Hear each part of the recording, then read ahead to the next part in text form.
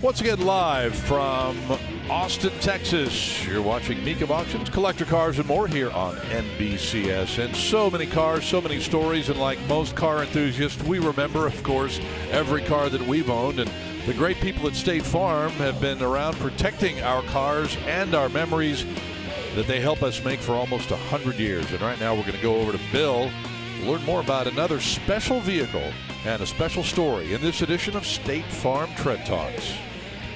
Well, back in 1962, a lanky Texan called Carroll Shelby started building a car called the Cobra, and we're all familiar with the history. And Cobras were a dime a dozen for a long time until the late 1980s, when suddenly they got so valuable that, well, they were increasing by $50,000 per year. That was the bad news. The good news is that the Shelby Cobra replicas started to become a cottage industry, and this Factory 5 car is an indication of what people could buy instead of an original Cobra. I was a teenager back in the 1960s, and the idea of owning an original Cobra, well, I'm thinking that's not going to happen for a while. The problem was I didn't buy one soon enough. So what did I do?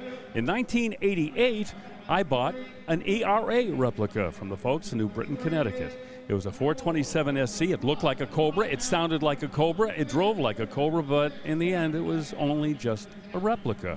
A few years later, I owned a Shelby CSX 4000 Cobra, a little closer to an original car, but still wasn't quite there. So, for a lot of people like me, and a lot of guys that were teenagers in the 60s, and a lot of guys who became Cobra fanatics, cars like this one will be the closest they ever come to owning an original Cobra.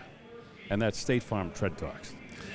Very cool. Thank you, Bill. And, of course, State Farm wants you to share your favorite classic car memories on Twitter, as Bill did, using the hashtag State Farm Classics. You can also check out other rides that fellow Mecum fans are posting all year long as you follow us on Twitter.